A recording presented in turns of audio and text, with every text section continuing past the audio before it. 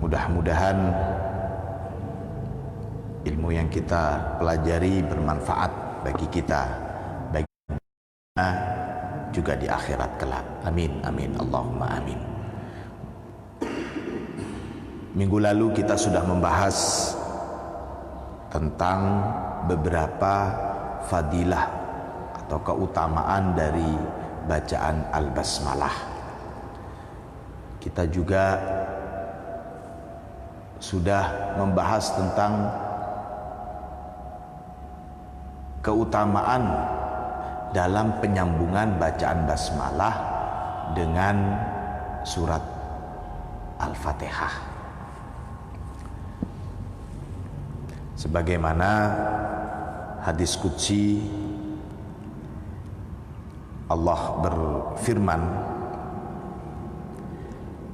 "Ya Israfil bi'izzati wa jalali wa judi wa karami, man qara'a bismillahirrahmanirrahim muttasilatan bil Fatihah marra wahidah ishhadu alayya anni qad ghafartulah."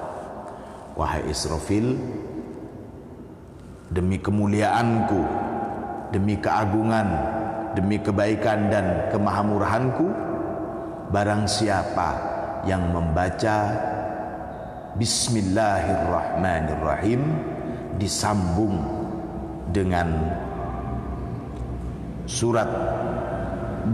disambung dengan bacaan Al-Fatihah marra wahidah, sekali saja, saksikan bahwasanya aku telah mengampuni dosanya dan aku pasti menerima segala kebaikannya dan segala kejelekannya aku ampuni. Wala uhriku lisanahu finnar, dan aku tidak akan membakar lisannya di neraka. Wa ujirahu min adabil qabri wa adabin nar, dan aku akan menyelamatkan dia dari siksaan kubur dan siksaan api neraka. Ini fadilah atau keutamaan bagi kita yang menyambung bacaan basmalah dengan Al-Fatihah. Kita teruskan. Bismillahirrahmanirrahim. Sebagaimana kita ketahui, bacaan basmalah ini merupakan ayat pertama dari surat Al-Fatihah. Mari kita bersama-sama membaca surat Al-Fatihah. A'udzu billahi minasy syaithanir rajim. Monggo.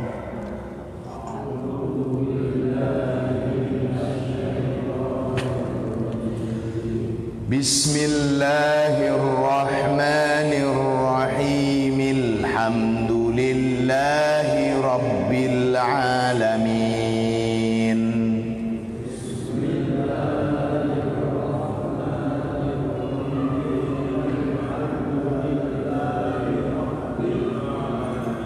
Ar-Rahmanir-Rahim.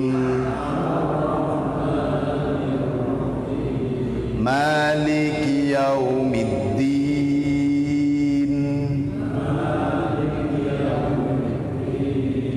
Iyyaka na'budu wa iyyaka nasta'in.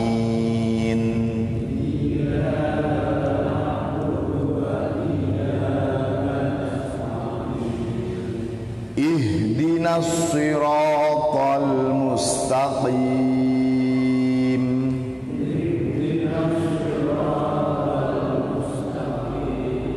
Siratal ladzina an'amta 'alaihim ghairil maghdubi 'alaihim waladdallin.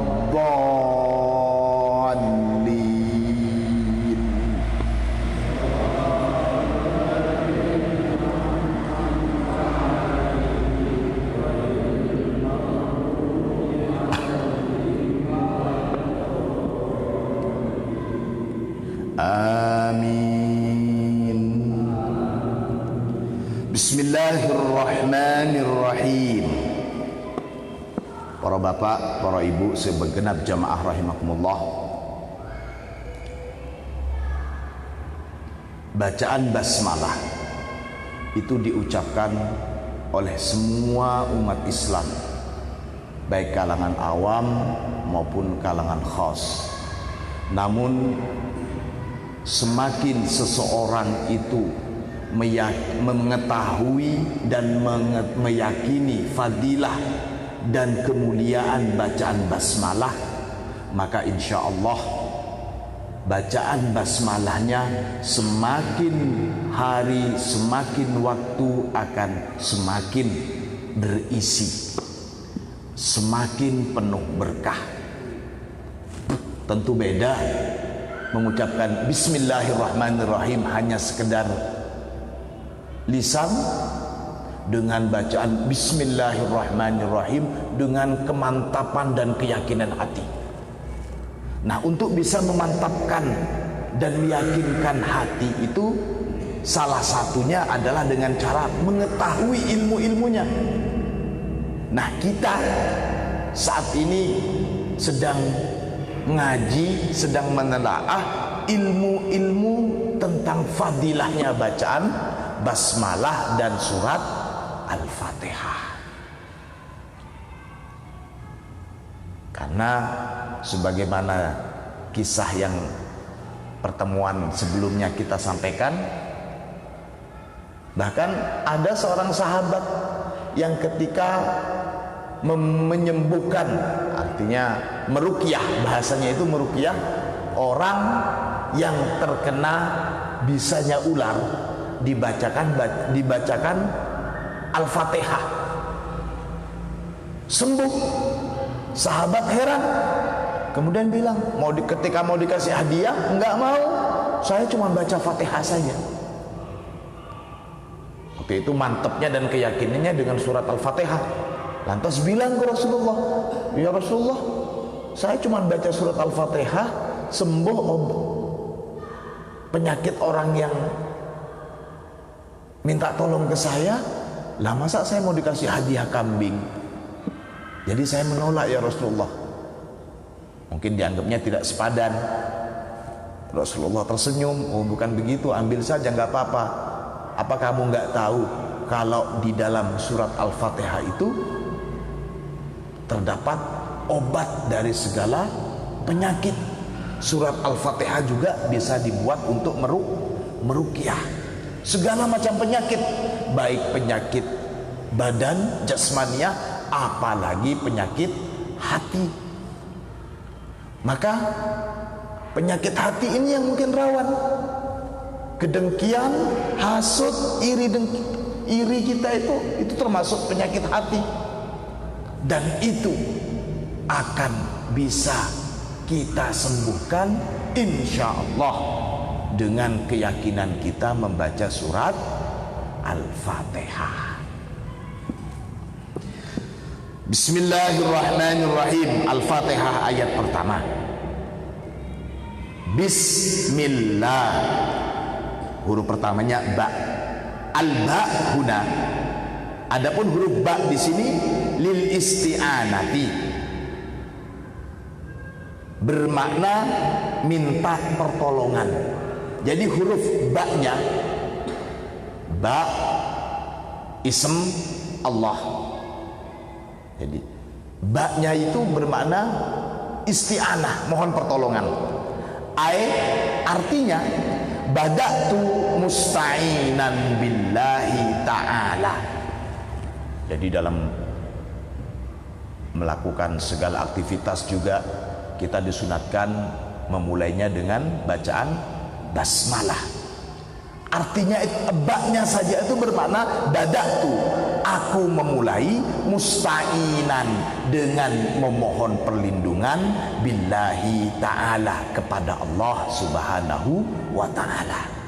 Mau makan, bismillahirrahmanirrahim, ba-nya saja itu sudah mengatakan saya memulai makan dengan minta pertolongan kepada Allah.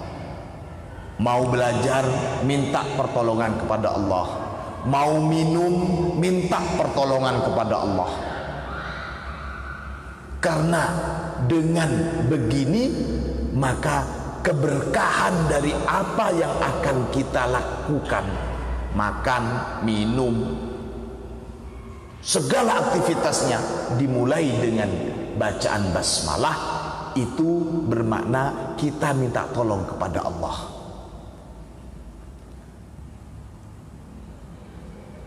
Mungkin secara dohir kita bisa mengendalikan diri. Jadi ketika sudah ada orang yang kita seganin, kita hormatin, kita bisa menahan untuk tidak melakukan hal yang merugikan, hal yang memalukan.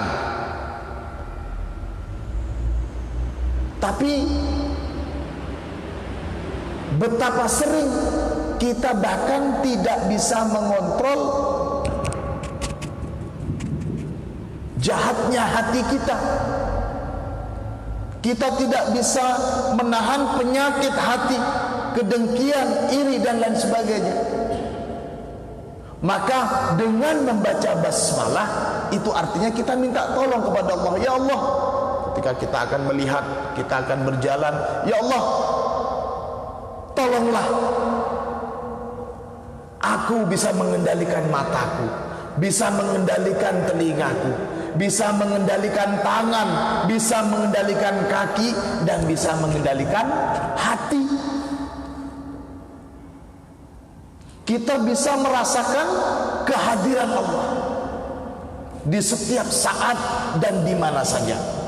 Karena ternyata maaf para jamaah, kita seringkali bisa menahan untuk melakukan kejahatan, bahkan dosa itu ketika dalam pengawasan orang, apalagi orang yang kita takutin, apalagi orang yang kita sayangi, apalagi orang yang kita segani. Jadi ada orang kita bisa mengerem untuk melakukan kejahatan, untuk melakukan dosa. Dan ketika kita bisa semakin merasakan kehadiran Allah, bahwa Allah selalu melihat kita, bahwa Allah selalu mengawasin kita, maka di saat itulah kita akan merasa terkontrol terus. Salah satu caranya dengan Bismillahirrahmanirrahim.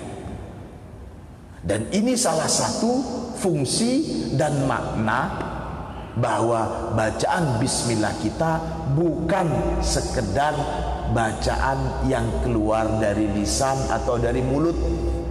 Kalau cuma sekedar keluar dari lisan atau mulut, mungkin burung beo bisa, mungkin burung kakak tua bisa, bisa dilatih. Namun ketika inilah bedanya. Para ulama ahli bahasa memahami natoko yang tiku itu berbicara, tapi berbicara yang menggunakan akal. Dan semakin tinggi berbicara yang bukan cuma menggunakan akal tapi hati. Kalau cuma berbicara, bersuara, tidak menggunakan akal, hewan juga bisa. Dan inilah yang membedakan antara manusia dengan hewan. Dikatakan al-insanu hayawanun natik. Manusia itu adalah hewan yang berakal. Natik itu bermakna berbicara, tapi pembicaraan yang menggunakan akal. Al-insan hayawanun natik. Maka semakin kita bisa mengontrol, semakin bisa kita merasakan pembicaraan kita bukan cuman perasaan, akal, tapi juga dengan hati, maka kita semakin menjadi seorang yang bijaksana.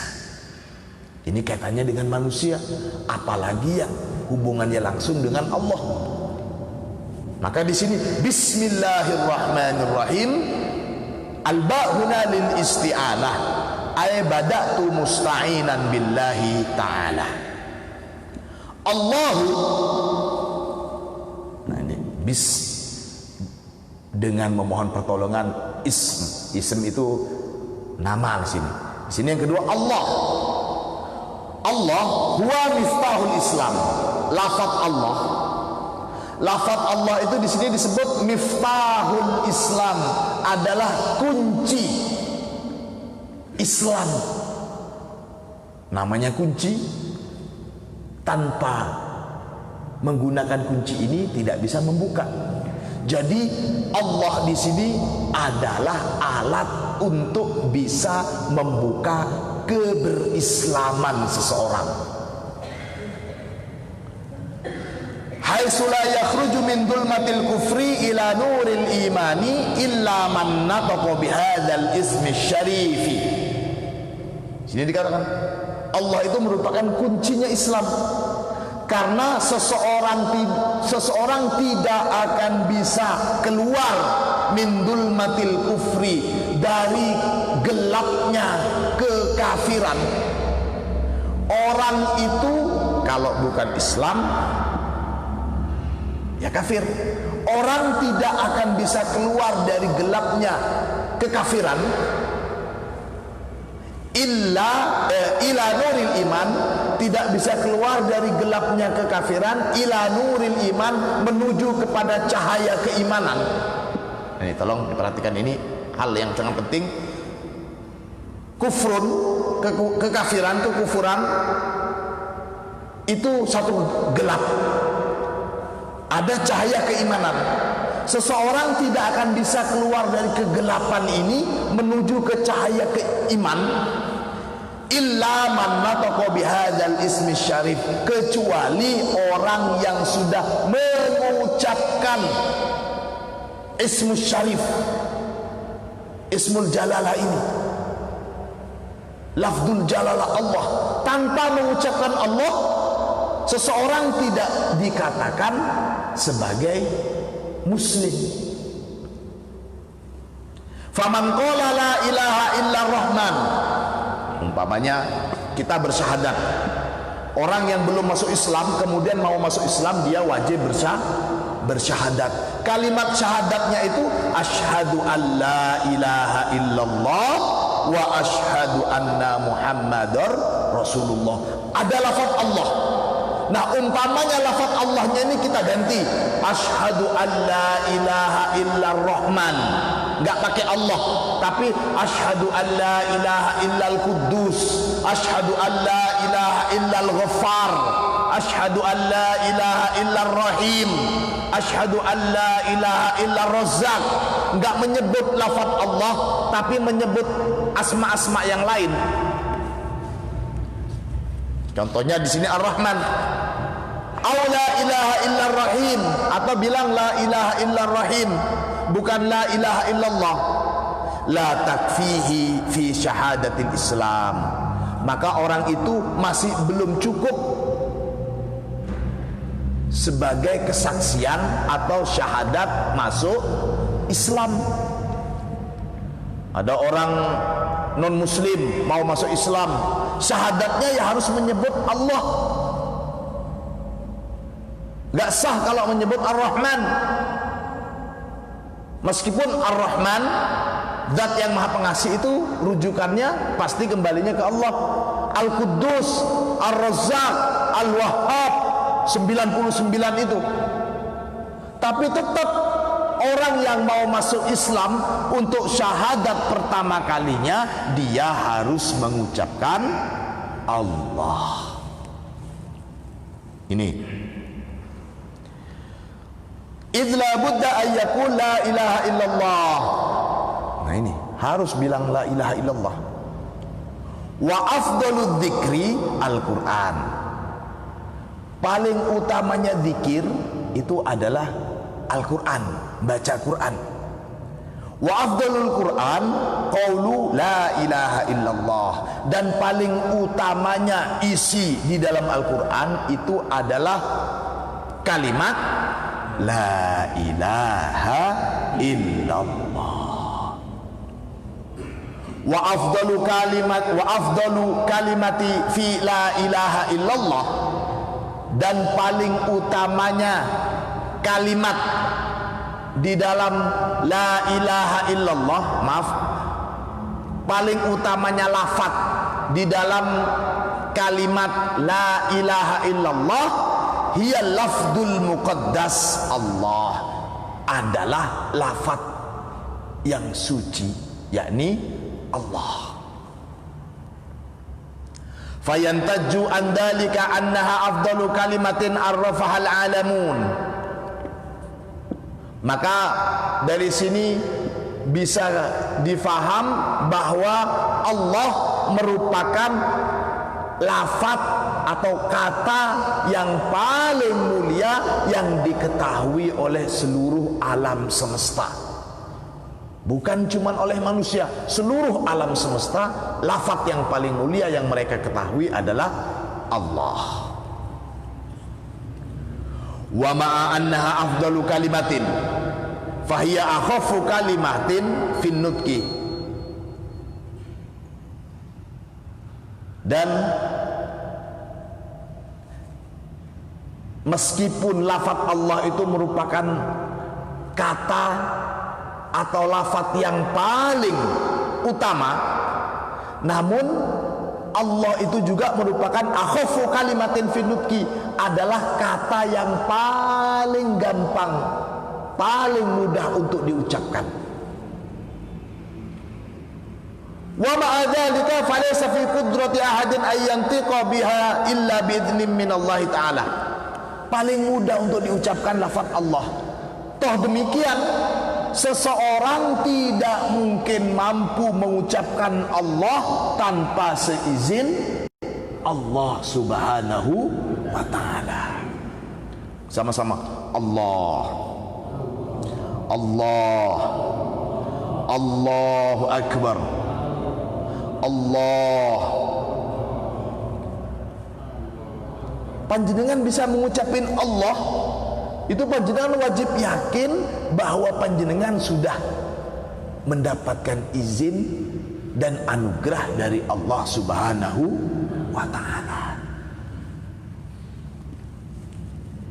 Kalau panjenengan tidak percaya, cobalah nanti ketemu orang di jalan, apalagi yang bukan muslim, coba, Mas, coba bilang Allah. Agak sulit. Apalagi kalau sudah menjelang ajal, sebagai lafaz yang terakhir diucapkan Allah. Mudah-mudahan kita diberikan kemudahan terus melafadzkan lafzul jalalah ini sampai akhir hayat, sampai nafas terakhir menghembus, sampai kita meninggalkan dunia ini, kita masih diberikan kemudahan dan anugerah bisa mengucapkannya dengan fasih. Amin, Allahumma amin.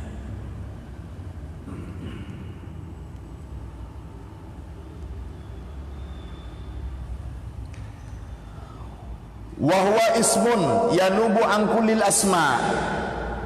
Lafaz Allah ini ismun yanubu an kullil asma wa la yanubu anhu ismun ghairuh. Lafaz Allah ini sudah mewakili semua asma-asma Allah yang lainnya. Tapi tidak satu pun asma-asma Allah yang lain bisa mewakili lafaz Allah ini. Allah Ar-Razzaq. Ketika kita ingin berseru kepada Allah sebagai zat, sebagai Tuhan yang memberikan rizki, untuk memudahkan rizki kita, kita bisa menyebut Ya Razzaq, Ya Razzaq, Ya Razzaq, boleh. Tapi ketika kita bilang Allah, Allah, Allah, itu sudah sama saja dengan Ya Razzaq. Allah juga bisa untuk asma Allah sebagai Ghaffar, sebagai Rahman, sebagai Rahim, sebagai Al-Mu'ti, Al-Mu'allim, dan semuanya. Tapi tidak satu pun asma-asma ini bisa mewakili lafaz Allah. Gitu. Wal ismu Allah lahu hafadul alam. Bukan cuman itu, lafaz Allah itu juga lahu, salah satu fungsinya juga hifdzul alam, menjaga alam semesta ini. Lafaz Allah yang sering kita ucapkan, sering kita dengar, itu salah satu fungsinya juga menjaga jejaknya alam semesta ini. Rasulullah sallallahu alaihi wasallam bersabda, la taqumu sa'atu ala ahadin yaqul Allah Allah, wa fi riwayatin la taqumu sa'atu hatta la yuqala fil ardi Allah Allah. Kiamat itu tidak akan terjadi kalau masih ada orang yang bilang Allah Allah. Atau kiamat tidak mungkin terjadi selama di muka bumi ini masih terdengar suara, terdengar asma Allah. Ini janji, dan ini Rasulullah mengatakan la taqumus sa'ah. Betul Rasulullah, kita tahu tanda-tanda kiamat. Seperti tanda-tanda kiamat sekarang sudah akhir zaman, tanda-tandanya sudah banyak sekali.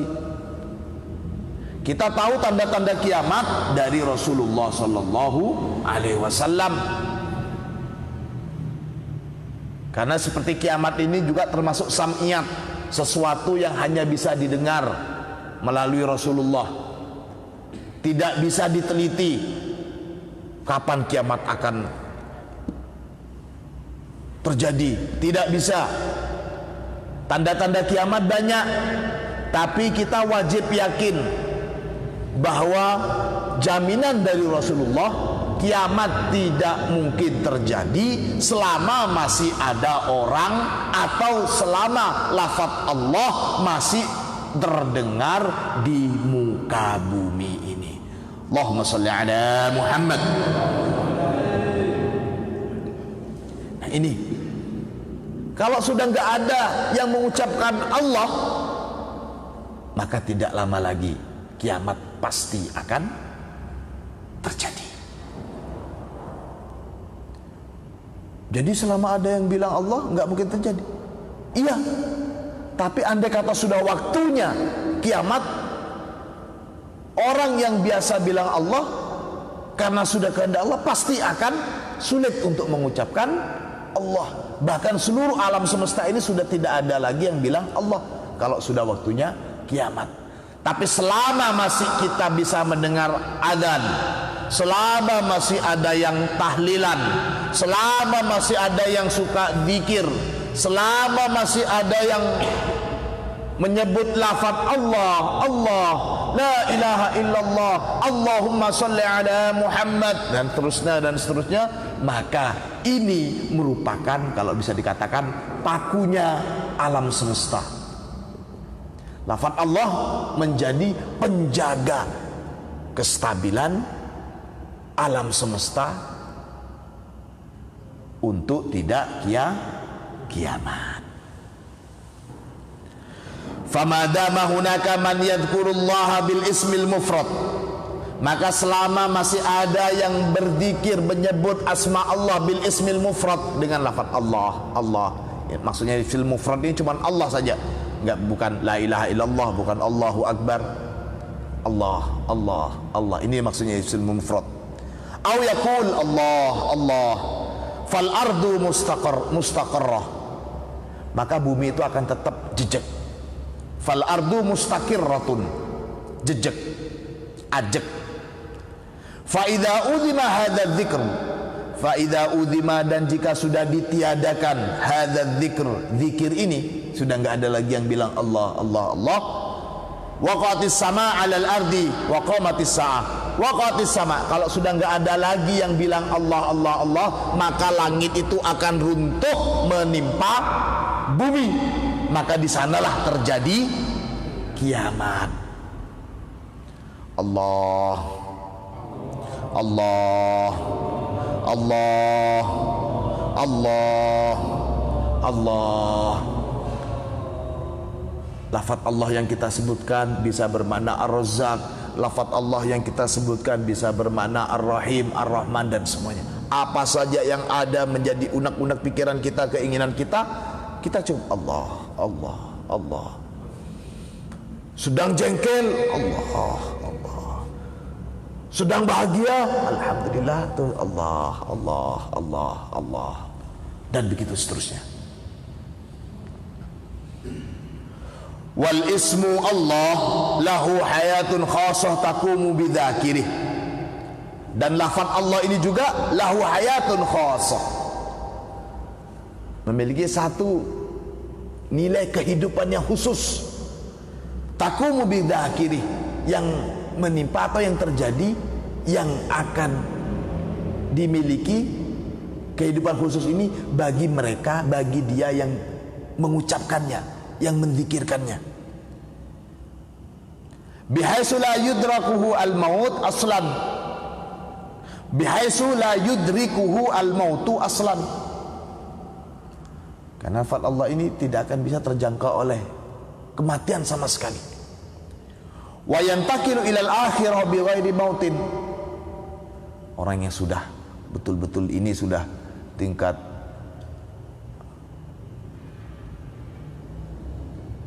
zikir, penyebutannya kepada Allah itu sudah betul-betul, ya sebagaimana ulama-ulama sufi yang sering kita dengar, ada ulama-ulama tasawuf, ahli ma'rifat, itu tidak ada yang dilihatnya selain Allah. Semuanya tidak terlihat kecuali Allah saja. Saya sering menceritakan di sini tentang Ibnu Rumi. Imam Ibnu Rumi itu seperti itu.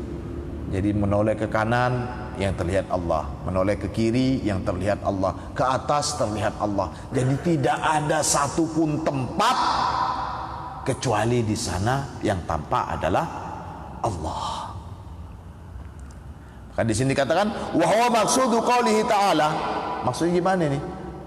Kehidupan khusus, kehidupan langgeng bagi mereka yang sudah betul-betul berzikir dengan makna seperti ini.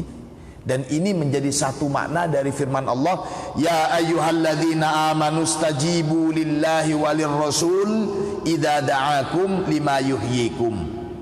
Ya ayyuhalladzina amanu, wahai orang-orang yang beriman. Ini sudah bukan ya ayyuhan nas, sudah. Ini sudah nida khas, tidak bisa sembarangan, tidak bisa kepada seluruh umat manusia. Memang orang-orang pilihan sudah. Wahai orang-orang yang beriman, istajibu lillah, istajibu, penuhilah seruan,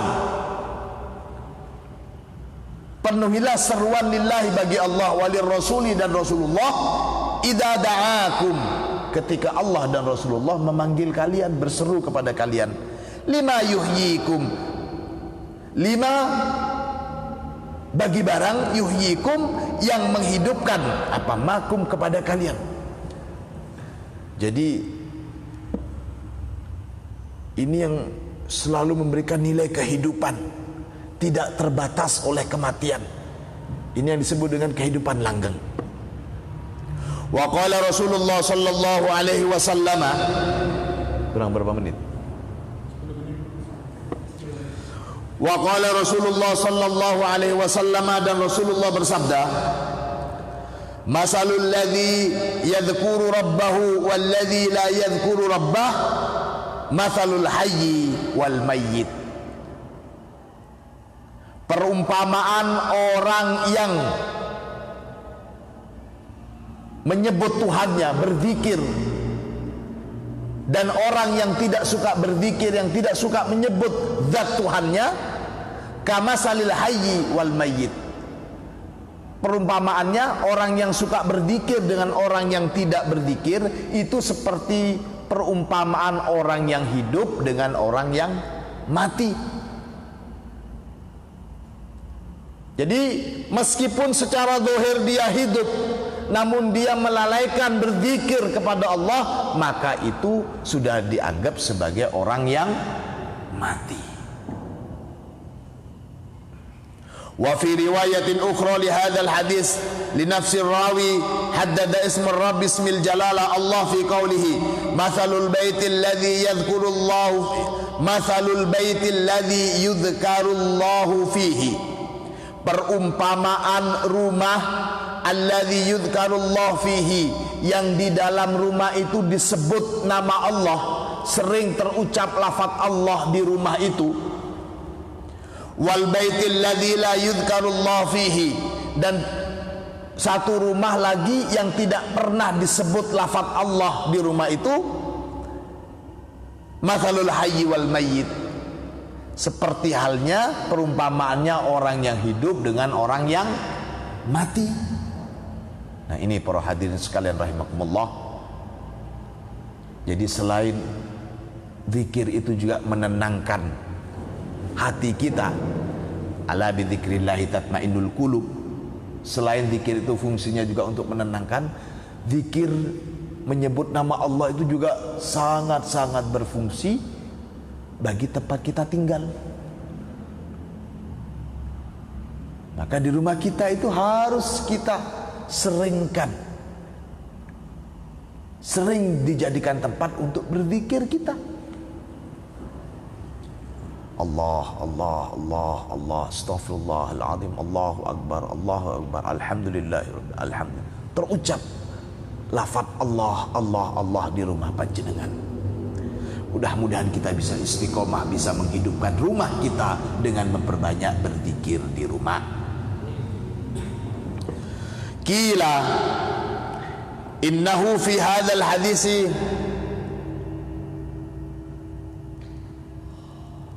utliqal bait wa arada bihi baitus sakna. Jadi di sini disebut bait. Secara zahir bait itu artinya rumah, tapi di sini maksudnya rumah tempat tinggal, maksudnya itu rumah tinggal. Wakila arada bihi al-qalb.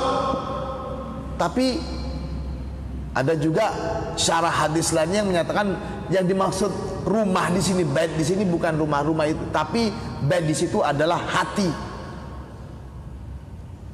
Jadi orang yang suka berzikir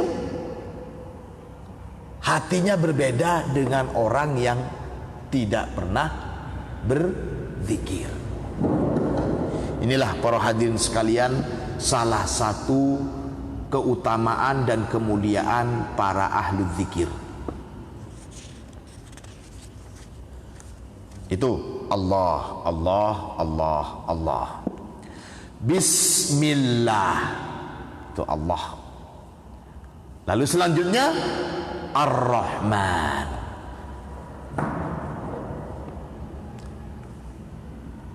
Jadi tadi ba, kemudian Allah, maknanya seperti tadi, dan tentu sangat luas sekali. Tidak mungkin di dalam kitab ini akan dibahas semuanya. Ini penjelasan Ar-Rahman ini luas sekali. Kurang berapa? Saya jelaskan sedikit di sini. Ar-Rahman az-zat al-ilahiyah, zatu